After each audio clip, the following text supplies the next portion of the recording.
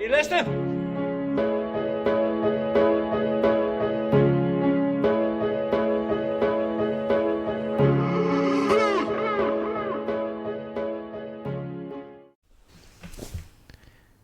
Welcome to the Craic'n Coachin podcast, episode number 7, I believe, with Yes, Donal, sir. McAllister, and myself, Emmet McGinn. Donal, how are we, mate? Mate, I'm fucking phenomenal. I'm a wee bit sleepy, as usual, but we're off the back of a very adrenaline-filled night last night, and then straight into the Belfast Marathon today. Jeez, that is adrenaline on adrenaline. Yeah. Big one last night. Do you want to talk us through it? Give me a bit of a Yes, recap. sir. Yes, sir. So we had 7 S&C clients lined up. They all fight on one night. Unfortunately, Jared Arnold, one of my S&C clients, his opponent pulled out at 10 a.m. yesterday morning with a sore stomach. I know. We're all thinking the same thing, folks. We'll send this boy some paracetamol and see if he's okay. But yeah, 6 for 6 last night. Absolutely killed it. All the boys are fucking amazing. I'm genuinely just over the moon to be part of the team. You know, to be helping them with their S&C and you know, just being in that group. It's class. They're all so talented. They all put in so much work, and it's just class being there for the story. You know, I hope to be in their dad lore someday. Yeah, mate, like, talent only goes so far. The strength and conditioning and the fitness is a big part of it, so you should be proud of that, mate. How did it feel? How did it feel standing in the corner, even ringside, just watching them? Ringside. I don't think I belong in the corner. You know, I'm not going to be able to give advice. I'm not a fighter. Would love to be standing in the corner just for the crack. No water boy. Yeah. Just hold the bucket. Yeah, bucket boy. There you go. S&C bucket boy. But classmate, like I'm very, very close with a lot of the people's like family and stuff outside of that there, so I go to them away to, like, I was talking to Doogie's mum and dad, and I sit with Liam and Owen's family, and then same with Dean's, and yeah, like I make an effort to go to the way to actually speak to them and chat away. It's class. It's a very, very emotional night for everybody. Were you nervous watching? Yeah, it's actually got to the point where I've stopped wearing my Garmin to the fights, because I do, like, I feel like a very empathetic person, where you see people going through something, or you can see them as nervous and you're a bit nervous for them, but yeah, like I used to try and like play it cool, you know, be like, nah, they've got it, and I just bite down into it. I'm like, do you know what, that's my emotions towards it, and I think people respect the fact that you're that invested, and I am. Like, I want to see all these boys win, and they all did. Phenomenal night. So excited, and excited to see them do it again at some point soon. Magic. It was great seeing it as well. Great seeing the stories and them all getting the victory. Of course, even getting in there and fighting is in itself pretty big achievement, but getting in and getting the win, even better. Yeah, I put up a post a while ago about bodybuilding in terms of like what percentage of people actually make it to the stage. I'm sure it's a very similar one for people to fight at a decent level, and even to walk away with a win, to even knock somebody out. I think people always just see the highlight reels these days and think it happens so often. It doesn't. Yeah. Like, your ability to actually spark someone out is going to be, the chances are low, very low. Yeah. Requires accuracy, doesn't it? Yeah. So 6 for 6, Doogie, as you know, Aidan Douglas, as you know him. Emmet knew him from a very young age. He came in with a gorgeous left hook, sparked the fella out. I believe something very similar for Gary. Andrew got a majority decision, which was very, very clear. Owen, or better known as Bop, almost gets knocked out. Again, this is the second time this has happened in the first round. I mean, sparked. There's a video of it, and he's just standing there like, whoa. Comes back and takes all the other 4 rounds. like easy. I was just like, this is like, he's done that twice now, and he shocks everybody. And imagine me sitting here with his whole family, like his mummy and all sitting beside me, and they're all like, no, like, mad. Coming back is being able to take a shot and get dazed and go and win the fight as well isn't easy. Takes a level of mentality, but that's a fighter's mentality for you. Yeah, Dean was an absolute technician, just picked away at body parts. I think he ended up getting a leg kick stoppage, so he had went to the body a few times. He was changing it up, hitting the head, but like secretly you'd see it snapping in on that leg every single time, stepping away, keeping his distance. A gorgeous long guard as well for a very long fighter. He is just a technician. Also coming back for Gary and Dean against two people that had previously beat them as well. Even more a big sort of circle around for me and Gary Miller, because it was actually the first time I'd ever seen Gary. He got beaten by this guy. So and 2 years he got on, it back. Yeah, knocks him out. And then of course the main event, Liam just played it cool, mate.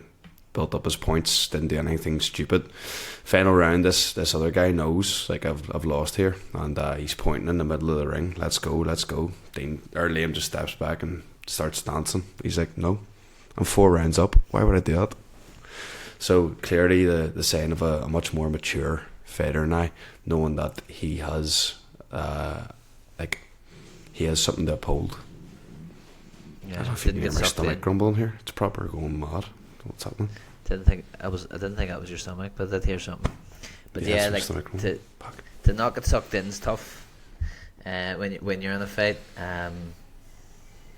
So that's good. I probably, if I was in the other corner, would have done the same, because if that's your way to victory, you have to try and draw the bait. But regardless, mate, it was great, and we will get stuck into today's episode. Focal and lay for today is going to be smacked,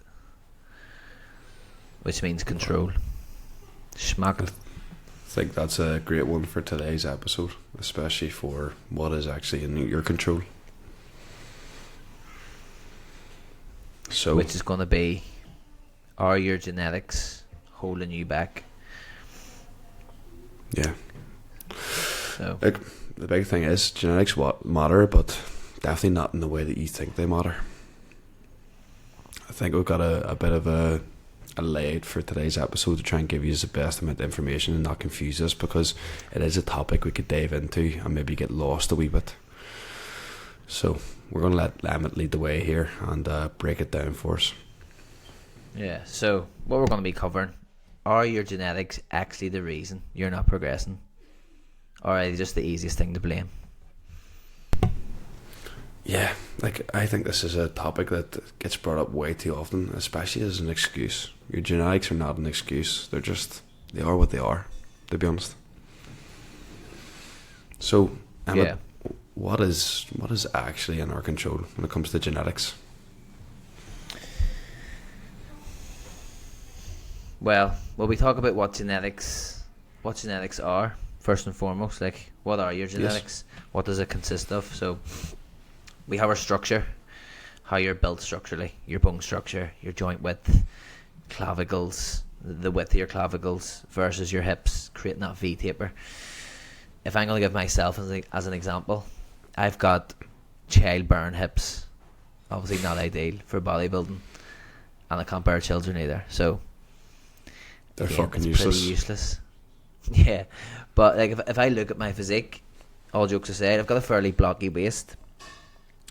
Some of that is structurally, some of it's also probably built. Again, we're speaking about combat fighting. I boxed for years, about a decade of boxing training, and trained the obliques quite heavily, so that's probably something I've developed over time as well. And now that I'm getting into bodybuilding, it mightn't be exactly it mightn't be standing by me, but if we look at your structure, it's going to be your bone structure, joint width, and then creating that V taper, and that's something that isn't really within your control for the most part. Yeah, it was actually a bit of a topic we touched on there before we came in, especially coming up through puberty. whenever your hormones are increasing and probably have the most permanent sort of changes in your body, especially for males and for females as well, turning into a man or turning into a woman.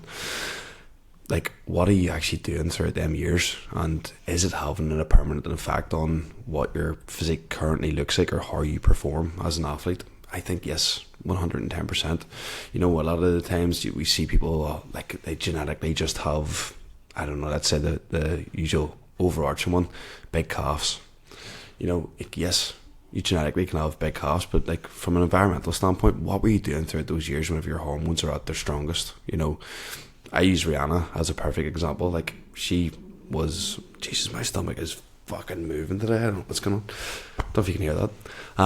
But she was a Irish dancer, and also is quite small. So she's always up on her toes, like sort of trying to get up on people's heights, or she's always trying to get into the cupboards. So I think that alone could make a massive difference to what that actually looks like as a physique, especially. Yeah, that's an interesting point. Come to think of it, like Olivia also has pretty genetically, I would say, gifted calves, but it may be to do with also that being disadvantaged with the height.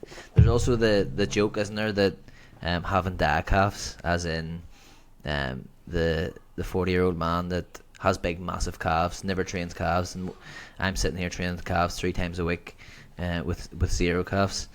So that's just, again, they might have been doing something when they were younger that's built them calves up, probably like playing like Gaelic and hurling. If I think of like my uncles and stuff who obviously don't train their calves but have big calves, yeah, impressive calves. Yeah, it's another thing as well. Like, are you maybe training that body part in a way that isn't reacting for you genetically as well? Like, would that muscle be much better built to like fast reaction kind of stuff, like different types of muscle fiber work? Like, is it strength or is it endurance sort of bias?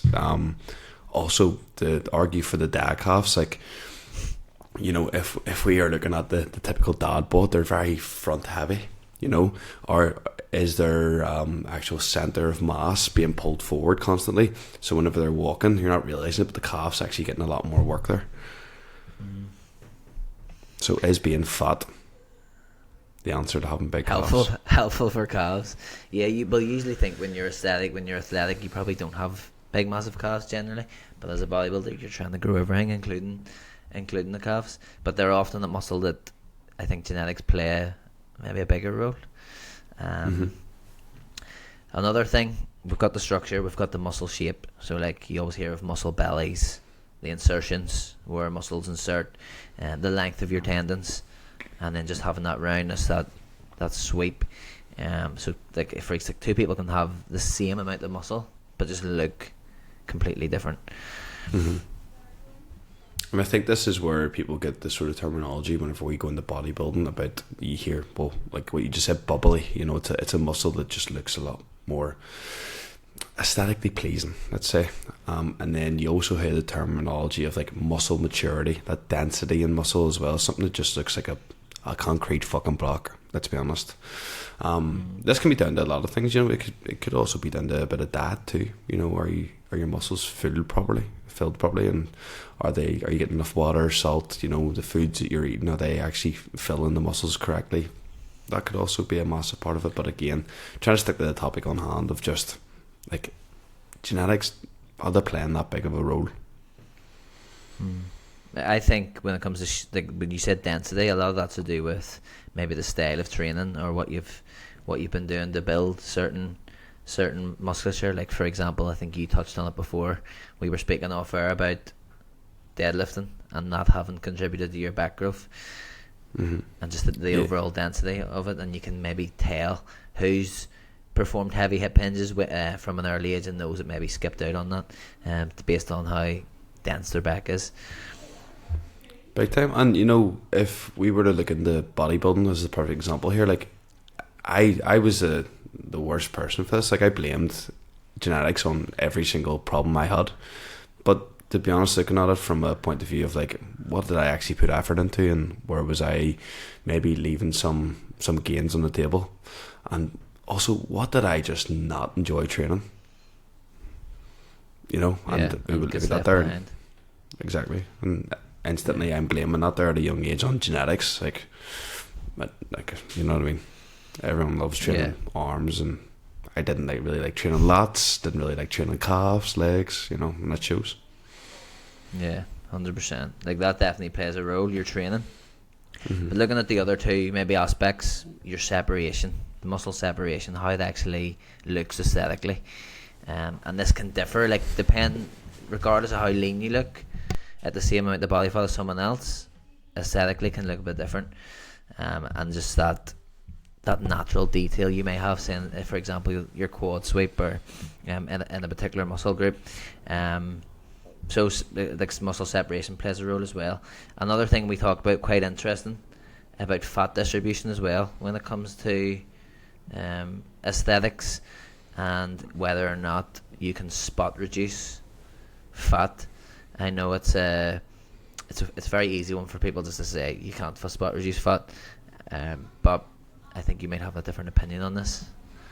Yeah, so of course our ability to hold fat is going to be, well, genetic, but we all hold fat. I think that fat especially, and maybe something that you would touch on a wee bit too, because you seem to be a lot more locked in with your diet than most, is that I believe different foods definitely cause different types of like fat to occur, or fat to like sort of build up in certain places. So that's definitely one of my points. It's like, could your eating be better? Like I even find having a more like sort of white carb diet, like rices and stuff like that, there comparatively to be eating things that are really overly produced, or what's the word I'm looking for? Yeah, ultra processed. Ultra processed, yeah, it's exactly what I'm looking for.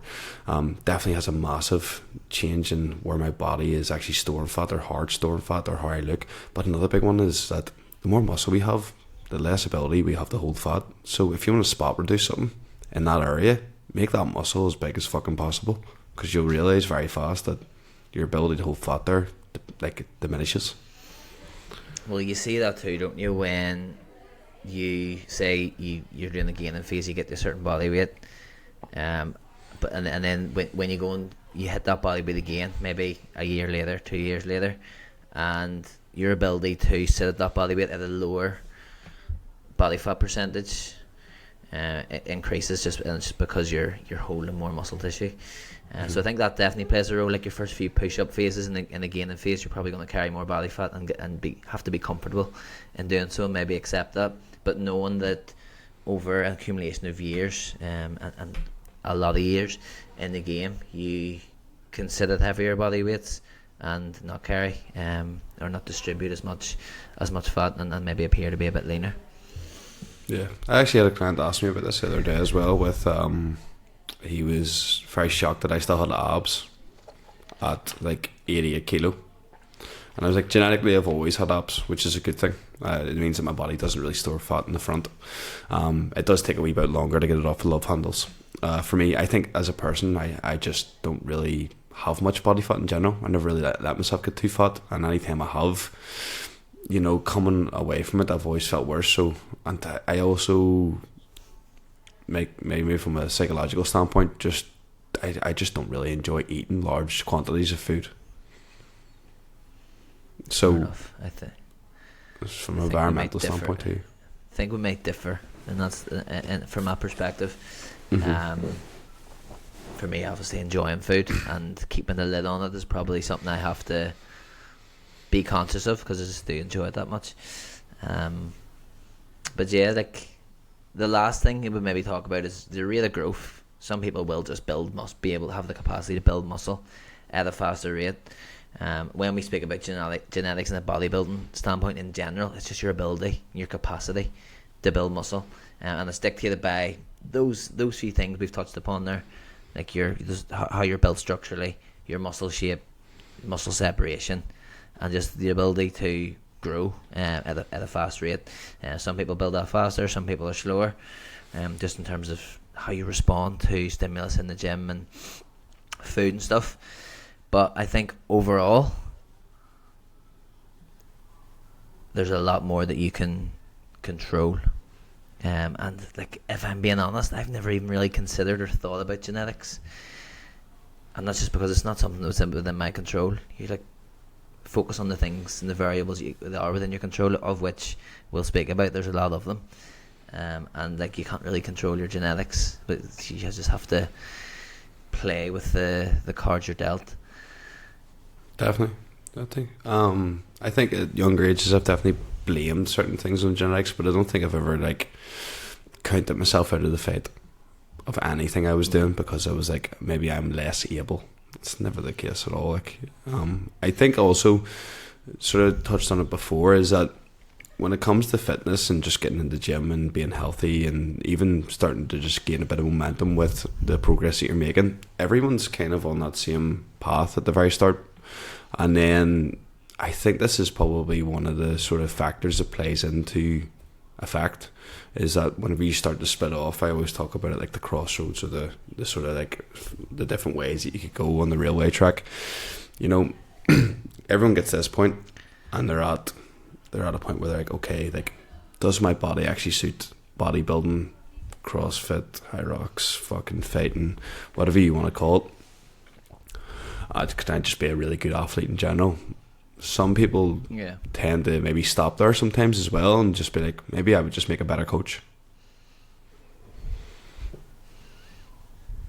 Yeah, that's 100%. Like, that's to do with your genetics. Like, if you look at sports, the extremes and more genetics actually matter.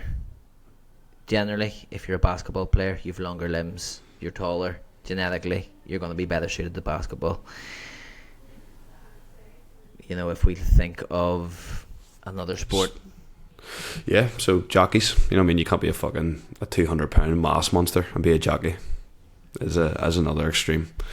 So compare them to genetics. Genetics plays a role there. Genetics, you've mentioned the extremes. They play a role in the extremes. Elite bodybuilding, genetically, you can't reach the pinnacle. You can't be Mr. Olympia without elite level genetics. It doesn't mean it's solely based on your genetics. You also have to find out where your potential is, I suppose.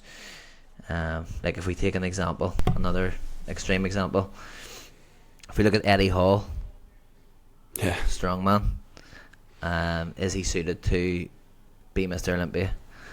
No. Genetically, what works for him in one domain is going to work against him in another. So, like if we compare Eddie Hall to Chris Bumstead, going to be very completely different physiques. Yeah, like joint, the makeup of their joints, the structure of their physiques. Polar opposite. Eddie Hall's genetics suit him towards being a strongman. Chris Bumstead's aesthetically pleasing. His genetics are blessed for bodybuilding. Actually very interesting to see both of them right now at a point where they've basically retired from their sports, and both of them are chasing a different path of like athleticism. So a clear what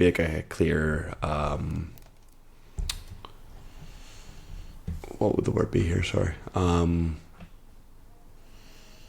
like a common denominator is that they can clearly see the athleticism in themselves. So to be top performing athletes, there's clearly things that carry across into different sports. So Chris is getting more down in the route of like the S&C kind of route, I think, by the looks of it. S&C bum, as some people are calling it, which is great. And then you see Eddie Hall as well, like carrying over that ability to be explosive, move fast, you know, then he's carrying it into fighting. So again, like you can definitely cross over into different sports, but you're going to have a limit to what you can actually do in those sports.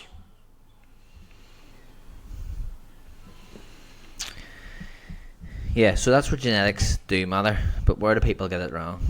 Most people, I would say, bring genetics into the conversation far too early. Like, honestly, I think until you've been doing something for at least 5 years at a good level, ticking all the boxes, you don't even really have a right to be speaking about your genetics, because you just don't know. You just need to spend time doing the do, walking the walk. Yeah, most people haven't even tested their genetics yet to turn around and actually say that that's the problem or the limiting factor that's holding me back. You know, I hope you don't get me jumping ahead here, but things that genetics don't control, consistency, effort, the plan, and your environment. Can't keep my baby finger down. But yeah, like 4 massive ones there that you're not able to, or that genetics are never going to dictate. And some people don't even get into these 4 because they're counting themselves out too early. Yeah, 100%. And you also get the place where people will make excuses, or they'll find another excuse and look at someone else who's doing well, who maybe is, you know, putting the effort in, and taking off all those things to reach a sort of potential, which I believe you'll never really understand where your full potential lies. You'll always be working towards that. But someone might see someone else doing quite well on something, and they'll immediately go, for example, if it's someone who's turned their physique around, has built a lot of muscle, spent years and years doing so, they'll just look and go, they're on gear, or it's their genetics. I couldn't do that, but it's like, you haven't tried. You have to, like, if you done what they were doing you were a fly on the wall for a long period of time, being as consistent as they were with their training, with their nutrition, with their recovery, making sure they're going to sleep on time, and sleeping for getting enough good quality sleep, then maybe you can speak on that. But I think people would be maybe too quick to jump to that conclusion about someone else. Yeah, you're also comparing your start to someone else's peak. You know, it takes 5 to 10 years to become an overnight success, and you're looking at where they're at now and thinking that that's achievable. You know, in my opinion, and I use this here word as harshly as possible, it's extremely disrespectful to the work that they've put in for you to even believe that you could do that there in such a short space of time, or that you're even allowed to speak about that yet. You haven't put any sort of work into it at all, and you can't have an opinion on slandering someone else's work, especially when you don't have any grasp in the game. Like, you know, like I do S&C for a couple of Muay Thai guys. I don't have an opinion on fighting. I'm like, fuck, it's amazing to watch. Like, I try to be as unbiased as possible. Of course, I want to see the people I train win, but at the end of the day, like, I don't have any skin in the game. Well, who am I to fucking tell you that, you know, like, you did this wrong, or if I was in that ring. Yeah, if I was in that ring, I get knocked out. It's like the meme of a guy sitting on the sofa, big belly on him, with a bowl of Doritos, saying, "You should have thrown the jab." You know, that. Yeah. Just stand up. And that's like the extreme of that, like, lazy sort of approach to think that they should just be doing that, or, like, you know, it takes a lot of skill and work, and you just have to have the awareness to respect that and appreciate it. Like, anyone that's got good at anything has spent a very long time doing so. Like, bodybuilding, building a physique is no different.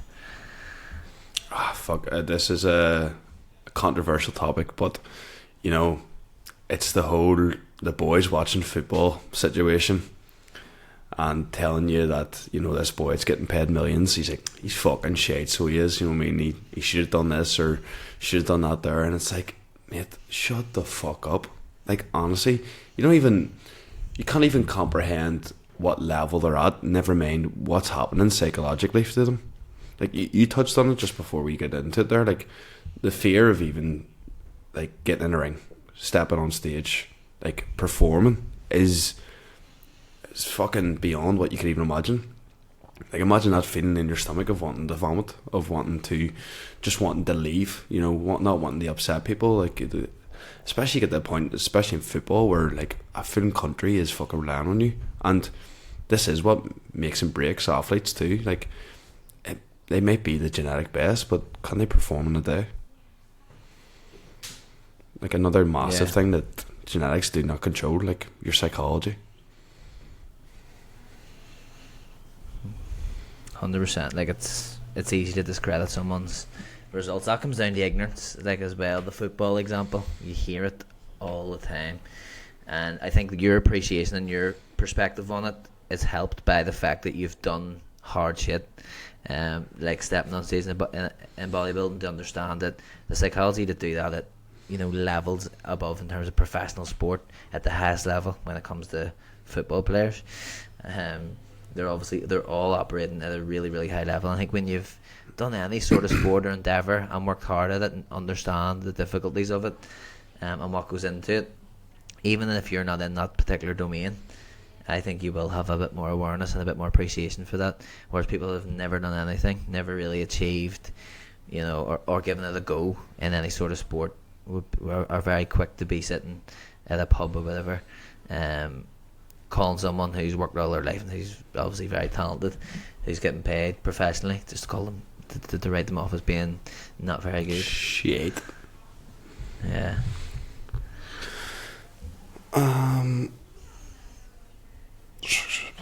I guess structure plan's a massive one too. Like, is the plan that you have actually right for you? This was our topic in our last sort of main episode podcast, wasn't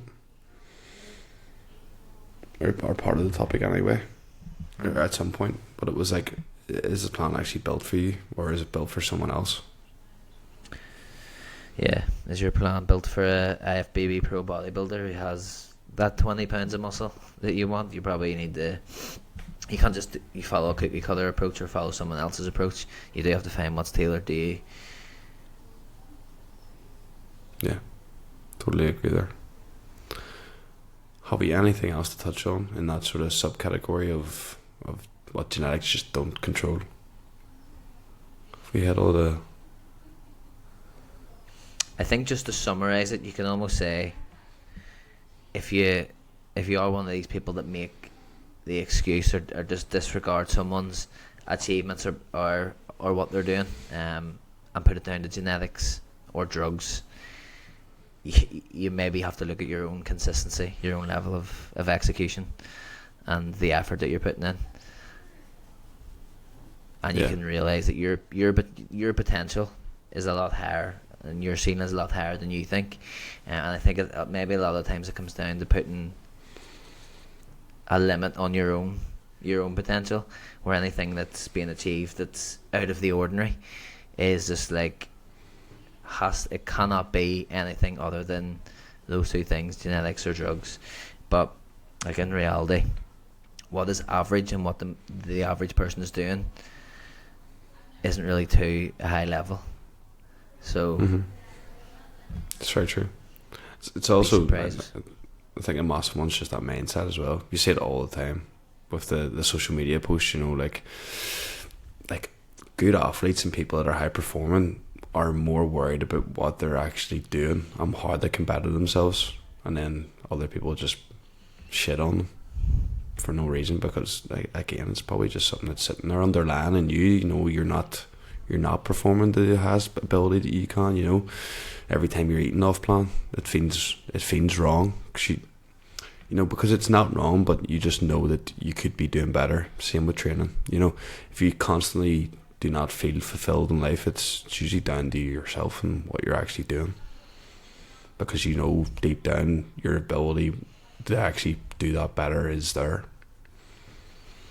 Yeah, I think it comes down really to controlling the controllables, like the variables that are within your own control, your level of adherence to your training, your nutrition, how hard you're actually working when you get into the gym, your consistency with it, how long you can stick to an approach. Can you stick to something for years at a time? And the quality that you're executing those things at as well, and then your recovery, and taking all those things that are within your control, of which there's loads of them, then you can make a lot of progress in spite of your genetics. It always reminds me of Tom Platt's quote that he used. I think it was Tom Platt's, and he says, "I will not be a victim to my genetics." And that speaks to his mindset of hard work and outworking. Your genetic limitations are not putting any sort of limitations on yourself at all, and just working through that. That's a brilliant quote, Emmet. It's also on the SoundCloud remixes that I have on the gym sometimes. That Tom Platts one. I actually love them. See, during prep, I haven't listened to them since, but Jay Cutler and Tom Platt's ones are brilliant, so they are. I think there's one that's like, are you going to let him take food off your family's table? You're sitting there. I used to get me riled up. Pressing, yeah. Or like Trained by JP with Linkin Park or something remix over it. That'll be one. Anything with Deftones. Yeah. Phenomenal, folks. You're missing out. Get on the SoundCloud remixes. If you're looking at any, tax Finn Healy. Honestly, he is an abundance of them. He's the man. Just say that me and Emmet sent you. I actually might ask him myself about that. I have a question for you, Donal. Mm-hmm. Do you consider your genetics in regards to what you're doing with training, with your own approach? Do I consider them? Sorry, I thought there was more to that. My bad. Do I consider my genetics? I guess I've got a bit of a nice analogy for you here. So, no way we get those girls that are really into the whole like the moon's affecting our emotions, the planets align in a certain way, or the crystals this, the water's that, blah blah blah. Rihanna is one of those girls. And that's not me trying to sound offensive, by the way. I really respect her as my partner. But a long time ago I asked Rihanna, would she stop telling me the negatives of those things, so only tell me the positives, because those are the things that I'm going to take in and they're going to affect me. And that's the same with genetics. Like, I don't want to know what I can't do, I want to know what I can do. I think that's a great way of framing it. When I was thinking of this, my genetics, as I've already mentioned, I don't think about them that much, like at all, because I'm busy on controlling the variables that are within my control. Controlling the controllables is something that I will shout from the hilltops. Mm-hmm. But it does, when I actually think deeper about it, it does influence how I actually approach things within my own training, because I know I'm not genetically gifted when it comes to building muscle. I feel like there are certain people, and I would say I'm within this here, that just have to maximize every variable to make progress. They have to work a bit harder in order to get the same outcome. Like, you hear the ignorant approach of like, oh, but Ronnie Coleman didn't do that. But Ronnie Coleman is a phenom, a genetic freak. You're not Ronnie Coleman. And what worked for Ronnie Coleman, like if Ronnie Coleman can look at maybe a dumbbell and start growing muscle, you can't do that. You have to maybe be a bit more meticulous in your approach.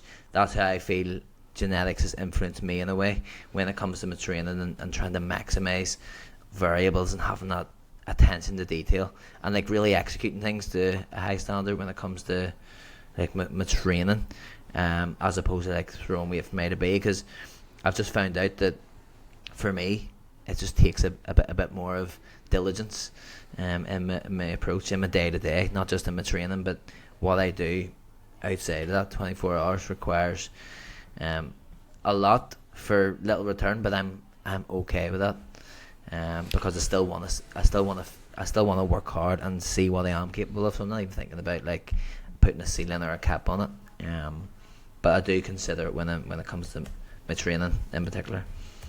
Could I make a huge argument of something that you're doing there and that a lot of people also do as well? You know, with social media being such a massive thing at the minute, it affects us from a psychological standpoint to the point that we don't even believe that we have this like upstanding ability to do things. And the truth is, Emmet, like, you don't actually know how good of a bodybuilder you are until you step on the stage beside good bodybuilders. So it's like Schrodinger's cat. It's like you don't know if the cat's dead until you open the box. But the mindset you currently have right now will actually make you a good athlete, because you're not feeding into the egotistical side of it of, I don't need to work as hard because I am the genetic best, I am gifted more. You know, that is going to carry on to the stage. And we could argue this here across the board for a lot of people. You know, like your AJ Morris, for example, not a genetically gifted bodybuilder, but a hard worker and someone that deserved the pro card because of the physique he's developed because of that. Maybe why you're actually going with AJ as well, to maybe look into it a wee bit deeper. You know, he's not the genetic best, but he knows how to capitalise on the things that are going well. And that's it too, especially in bodybuilding. You know, you're sort of limiting your whole physique as not a genetically well-rounded physique, but there's body parts there that, and this comes into it massively with bodybuilding, there's body parts there that could bring up the percentage of you winning very easily, very, very easily. You know, I would say as a bodybuilder from the front, not very impressive, but as soon as I turn around, it's a different game, and I think that's what's won me a couple of gold medals, you know.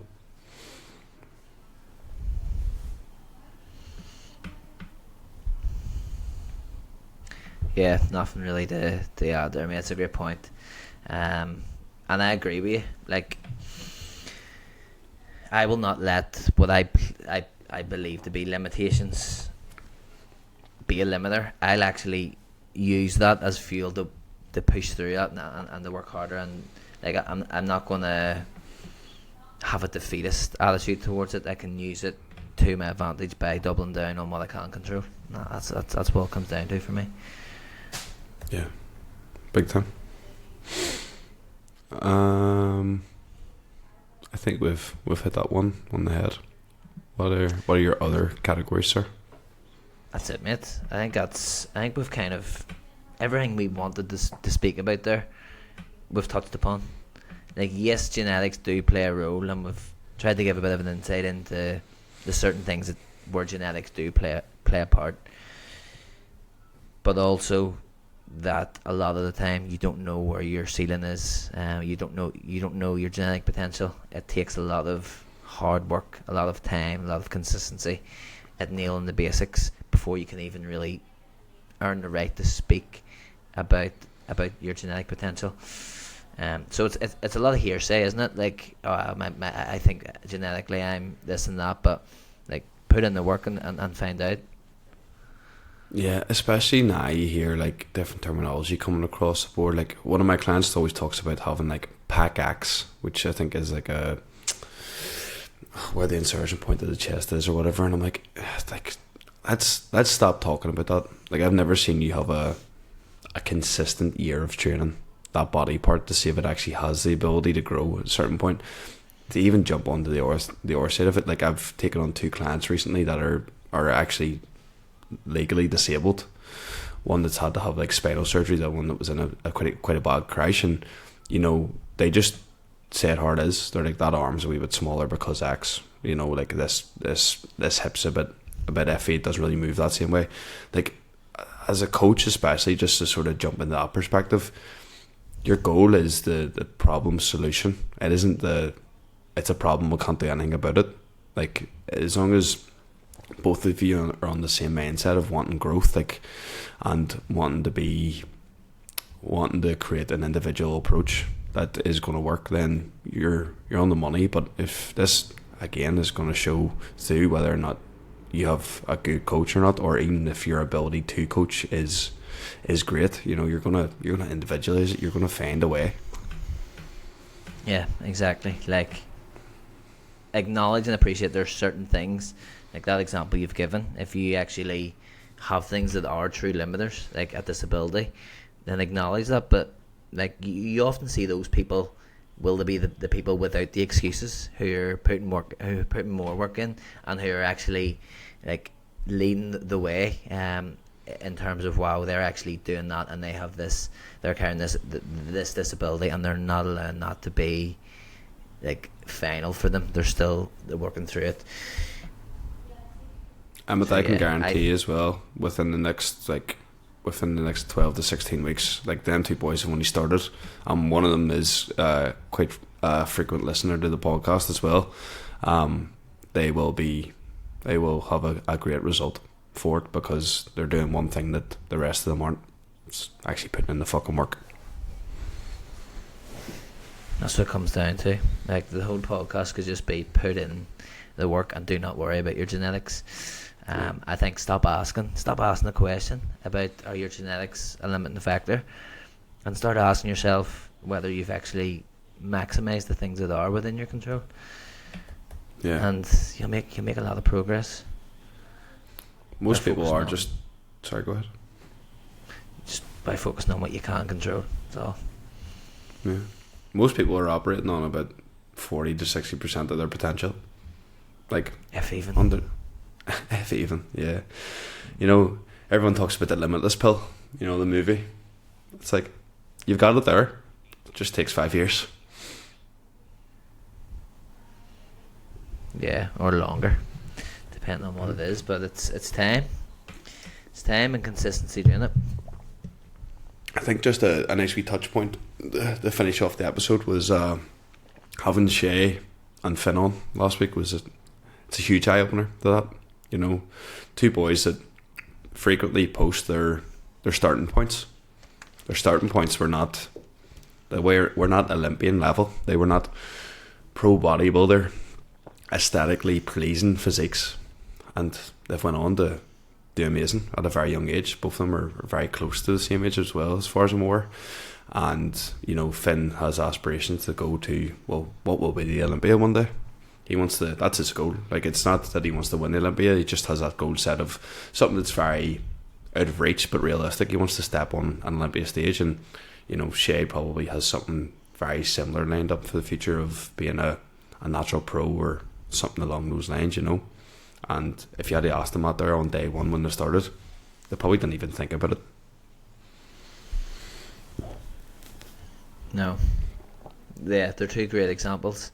Like, I was actually saying that a great example is probably Finn would probably say genetically he was dealt probably a good card, but then when you actually look at the starting position, it shows as well. Yeah, you wouldn't think that he would be where he is now. He's obviously, he responds very, very well, but like a lot of that is like in spite of your starting point, in spite of like he could have easily placed limits upon himself when he's starting off, but he hasn't done, and now you're seeing the fruits of he's actually suited for bodybuilding in terms of genetics, but that's only because of the years of work, consistency and passion that he's just, you know, firing into it. Yeah, it is. It's amazing, and I think that's another big point of what people get wrong too. It's, you know, whenever you first start, and don't get me wrong, there's probably some outliers there. You know, people making these big ass goals that you see. It's very like movie-esque. You know, the kid that's like, I'm gonna make it to fucking whatever it is. I'm gonna make it to the Olympics, and he's never even done the sport before. You know, like, that's not actually how it works in real life. Like, Finn was out of shape, and I can say this here because I know exactly what happened. He's out of shape. He got into the gym. He started growing. He started realising that, fuck, I actually have decent genetics for this. A couple of people said things that I respect. My peers, you know, I'm looking at other people my age. I'm thinking, okay, I could definitely do well. He's found the sport of bodybuilding. He has invested his money and time into bodybuilding. And, you know, the first big goal of bodybuilding was just competing. And now, off the end of one natural season, he's willing to bet on himself that he is going to be a great bodybuilder. That's the process. It isn't some magical thing where you just wake up one morning and be like, I'm going to the Olympia. And it's like, no, you've put work in and you've actually reassured it. Alex Hormozy has a fucking phenomenal quote. I've lost it, of course. You need to create a stack of undeniable evidence that you are who you say you are. Love that. Mm-hmm. I mean, one page means nothing. That stack of paper to say that you are everything. Don't talk about doing the thing. Think about doing the thing. Plan doing the thing. Spend time actually just doing the thing. Yeah. It's also another massive one that we could probably touch on in a bigger, deeper episode, but, you know, if you're not enjoying the fucking journey and you're just in it for the end product, you're lost in the sauce already.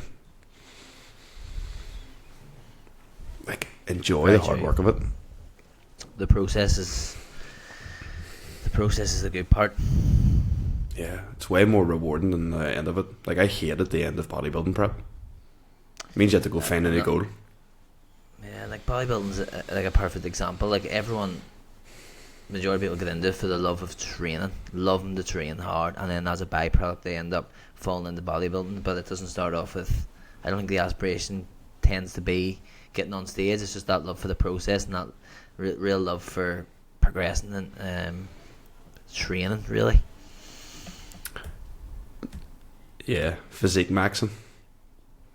Physique maxing. Yeah. Even better. Are you genetics maxing, bro? Are you genetics maxing? I think we'll I leave think it at that's. that. I think you are. I think you are the guy that's genetics maxing. I'm trying, but I know there's still so much more I could be doing, so much more I could be doing better. Right, sir. I think we'll close it off there. We'll leave it at that, mate. That is our most concise, shortest to date. Happy with that? I am happy with that as well. Can I give you a closing line? And I think it's very similar to one you've used before. Genetics load the gun, but your habits pull the trigger. Boom. Boom. We're done. Emmet, have a great fucking day. I'm away to run 12k for the marathon here in a wee relay. Slango foil. Or actually, that, mate. Good luck. have a good night's sleep. Sorry, mate. Have a good night's sleep. I will do, sir. Enjoy the leg. Yeah, you're a true hybrid athlete. I hate that fucking term. It is what it is, but right, bud. Have a great fucking night. Speak to you soon. Have a good one. Slango foil. Slango for my car.